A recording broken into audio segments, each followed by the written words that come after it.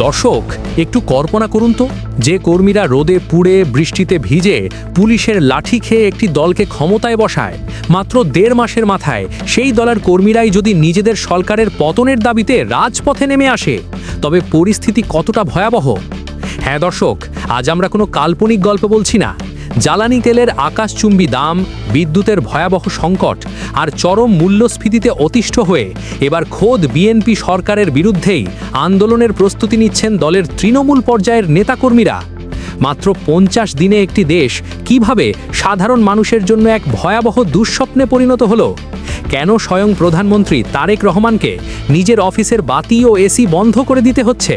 আর কেনই বা ডক্টর ইউনূসের অন্তর্বর্তীকালীন সরকারের সময়ের সাথে বর্তমান সময়ের তুলনা করে হা হুতাশ করছে সাধারণ মানুষ? আজ আমরা এই পুরো বিষয়টি একেবারে ডেটা এবং ফ্যাক্টস দিয়ে চুলচেরা বিশ্লেষণ করব। আপনারা যারা দেশের পেছনের আসল রাজনীতি বুঝতে চান, তারা ভিডিওটি না টেনে একদম শেষ পর্যন্ত আমাদের সাথেই থাকুন। দর্শক, আলোচনার শুরুতেই চলুন আমরা একটু পিছনের দিকে ফিরে থাকাই। গত ১৩ ফেব্রুয়ারি তারেক রহমানের নেতৃত্বে বর্তমান বিএনপি সরকার যখন ক্ষমতায় বসেছিল, তখন দেশের মানুষের মনে পাহাড় সমান প্রত্যাশা ছিল। কিন্তু ক্ষমতা গ্রহণের মাত্র ৫০ দিনের মাথায়, অর্থাৎ এই ১.৫ মাসে, দেশের সাধারণ মানুষের জীবন পরিণত হয়েছে এক জীবন্ত নরকে। আসুন প্রথমে এই ৪৫-৫০ দিনের একটি ছোট্ট রিপোর্ট কার্ড দেখি। এপ্রিল মাসে বাংলাদেশ এনার্জি রেগুলেটরি কমিশন বা বিইআরসি ১২ কেজি এলপিজি গ্যাস সিলিন্ডারের দাম এক লাফে বাড়িয়েছে ৩৮৭ টাকা। দর্শক, একটু হিসেব করুন, মার্চ মাসে যে সিলিন্ডারের দাম ছিল ১৩৪৪ টাকা, এপ্রিলে তা গিয়ে ঠেকেছে ১৭২৮ টাকায়। একটি সাধারণ মধ্যবিত্ত পরিবারে মাসে গড়ে অন্তত ২টি সিলিন্ডার লাগে। তার মানে শুধু রান্নার গ্যাসের পেছনেই একটি পরিবারের মাসিক খরচ বেড়েছে ৭৮৪ টাকা, যা বছরে প্রায় ৯,২৮৮ টাকা। এবার আসুন খেটে খাওয়া মানুষের কথায়। শুধু এলপিজি নয়, অটো গ্যাসের দামও বেড়েছে প্রতি লিটারে ১৮ টাকা। মার্চে যা ছিল ৬২ টাকা, এপ্রিলে তা হয়েছে ৮০ টাকা। অর্থাৎ জ্বালানি খরচ বেড়েছে প্রায় ৩০%-এরও বেশি। একজন রিক্সা চালক যিনি সারাদিন অটো রিক্সা চালিয়ে হয়তো ৫০০ টাকা আয় করেন, তাকে এখন মাসের ১৮ দিনের আয়ের সমপরিমাণ টাকা শুধু বাড়তি গ্যাসের দাম হিসেবেই গুনতে হচ্ছে। রাষ্ট্র যখন সাধারণ এবং সীমিত আয়ের মানুষের ওপর এভাবে জুলুম চাপিয়ে দেয়, তখন সেই রাষ্ট্রের ভিত নড়ে যেতে বাধ্য। দর্শক, গ্যাসের সংকটের চেয়েও ভয়াবহ অবস্থা এখন বিদ্যুৎ খাতে। মার্চ মাসেই স্বয়ং প্রধানমন্ত্রী তারেক রহমান দেশবাসীর প্রতি বিদ্যুৎ সাশ্রয়ের আহ্বান জানিয়েছেন। শুধু আহ্বান জানিয়েই তিনি ক্ষান্ত হননি, নিজের অফিসের অর্ধেক লাইট বন্ধ করে দিয়েছেন এবং এয়ার কন্ডিশনারের ব্যবহার কমিয়ে দিয়েছেন। একটি দেশের প্রধানমন্ত্রী যখন নিজের অফিসে বিদ্যুৎ সাশ্রয় করতে বাধ্য হন, তখন একজন সাধারণ নাগরিক হিসেবে আপনার বুঝে নেওয়া উচিত যে পরিস্থিতি কতটা গভীর এবং ভয়াবহ। পরিস্থিতি নিয়ন্ত্রণের বাইরে চলে যাচ্ছে দেখেই গত ২৯ মার্চ প্রধানমন্ত্রী আকস্মিকভাবে বিদ্যুৎ মন্ত্রণালয় পরিদর্শন করেছেন। সবচেয়ে অ্যালার্মিং বা সতর্কবার্তা এসেছে দেশের টেলিকম অপারেটরদের কাছ থেকে। গত ২ এপ্রিল তারা অত্যন্ত জরুরি একটি আহ্বান জানিয়ে বলেছেন যে তাদের টাওয়ারগুলোতে অগ্রাধিকার ভিত্তিতে বিদ্যুৎ ও জ্বালানি সরবরাহ দিতে হবে, কারণ বিদ্যুৎ সংকটের কারণে যে কোনো মুহূর্তে মোবাইল নেটওয়ার্ক পুরোপুরি বিচ্ছিন্ন হয়ে যাওয়ার আশঙ্কা তৈরি হয়েছে। একটু ভাবুন দর্শক, সারা দেশের ১৬ কোটি মানুষের যোগাযোগ ব্যবস্থা যদি বিদ্যুতের অভাবে ব্ল্যাকআউট হয়ে যায়, তবে দেশ কিভাবে চলবে? আর সামনে আসছে মে মাস। বিশেষজ্ঞরা ইতিমধ্যে অশনি সংকেত দিয়ে লিখেছেন যে মে মাসের শুরু থেকেই দেশ জুড়ে তীব্র লোডশেডিং শুরু হবে। জ্বালানি সংকটের কারণে তেল ভিত্তিক বিদ্যুৎ কেন্দ্রগুলোর উৎপাদন মারাত্মকভাবে ব্যাহত হবে। গ্রীষ্মের প্রচণ্ড দাবদাহে যখন বিদ্যুতের চাহিদা থাকবে সর্বোচ্চ, ঠিক তখনই প্রতিদিন ১ থেকে ২,০০০ মেগাওয়াট লোডশেডিং হতে পারে। এখন সরকারের মন্ত্রীরা এসে বলছেন দেশে জ্বালানির কোনো সমস্যা নেই, আগের সরকার সব নষ্ট করে গেছে, আমরা পুরনো বকেয়া পেয়েছি। কিন্তু দর্শক, এই খোড়া যুক্তি কি দেশের মানুষ আর বিশ্বাস করবে? চলুন একটু ফ্ল্যাশব্যাকে যাই।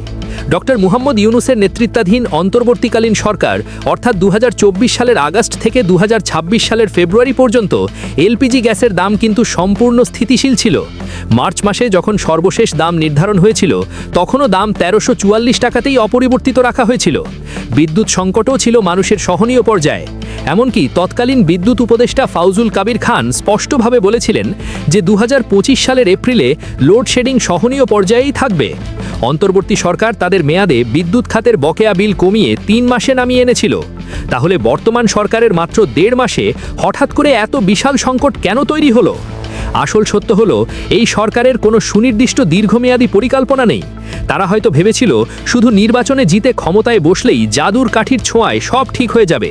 এখন ক্ষমতায় বসে তারা অথই সাগরে হাবুডুবু খাচ্ছে। বিদ্যুৎ মন্ত্রী নিজেই স্বীকার করছেন যে গ্যাসের অভাব, জ্বালানির ঘাটতি এবং বকেয়া মিলিয়ে এক জটিল পরিস্থিতি তৈরি হয়েছে। পরিস্থিতি যে জটিল তা তো দেশের মানুষ হাড়ে হাড়ে টের পাচ্ছে।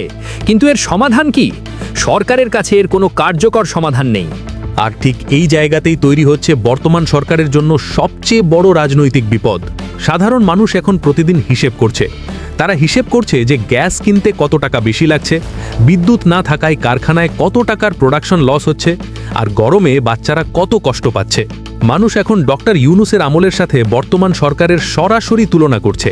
আর এই তুলনা যারা করছে তারা শুধু বিরোধী দলের সমর্থক নয়, এই তুলনা করছে খোদ বিএনপির তৃণমূলের কর্মীরা। দর্শক, যে কর্মীরা রাজপথে রক্ত দিয়েছে, দিনের পর দিন মামলা হামলার শিকার হয়েছে, যারা ভোট কেন্দ্র পাহারা দিয়ে দলকে ক্ষমতায় এনেছে, তাদের ঘরে তো আর আলাদা কোনো জাদুর গ্যাস বা বিদ্যুৎ লাইন নেই। তাদের দোকানেও বিদ্যুৎ যাচ্ছে, তাদেরও গ্যাস কিনতে 400 টাকা বেশি লাগছে। এই তৃণমূল কর্মীরা এখন প্রকাশ্যে দলের নেতাদের প্রশ্ন করছে, আমরা কি এই দিন দেখার জন্য এত কষ্ট করে ভোট দিয়েছিলাম? এর চেয়ে তো ইউনূস সাহেবের সময়ই আমরা ভালো ছিলাম। একটি দলের কর্মীদের মুখ থেকে যখন এমন চরম হতাশা এবং আক্ষেপের কথা বেরিয়ে আসে, তখন বুঝতে হবে সরকারের পায়ের নিচের মাটি কতটা দ্রুত সরে যাচ্ছে। বিএনপির এই কর্মীরা কিন্তু চুপ করে বসে থাকার পাত্র নয়। তারা খুব ভালো করেই জানে কিভাবে রাজপথে নামতে হয়, কিভাবে আন্দোলন গড়ে তুলতে হয়। স্বৈরাচারী আওয়ামী লীগের বিরুদ্ধে তারা সেটা প্রমাণ করেছে। এখন নিজেদের সরকার যদি তাদের পেটে লাথি মারে, তবে তারা মুখ বুজে সহ্য করবে না। দলের ভেতরের অভ্যন্তরীণ সূত্রগুলো বলছে তৃণমূলের এই ক্ষোভ যে কোনো মুহূর্তে বিস্ফোরণে রূপ নিতে পারে। এর পাশাপাশি 11 দলীয় জোটেও শুরু হয়েছে চরম টানাপড়েন। জোটের অন্যতম শরিক জামায়াতে ইসলামী ইতিমধ্যেই জুলাই সনদ বাস্তবায়নের দাবিতে সরকারের ওপর প্রবল চাপ সৃষ্টি করছে। দাম বৃদ্ধি আর বিদ্যুৎ সংকটের এই ভয়াবহ পরিস্থিতির মধ্যে জামায়াতের তৃণমূল কর্মীরাও এখন প্রশ্ন তুলছে, যে সরকার মানুষের কষ্ট লাঘব করতে পারে না, সেই সরকারকে আমরা কেন সমর্থন দেব?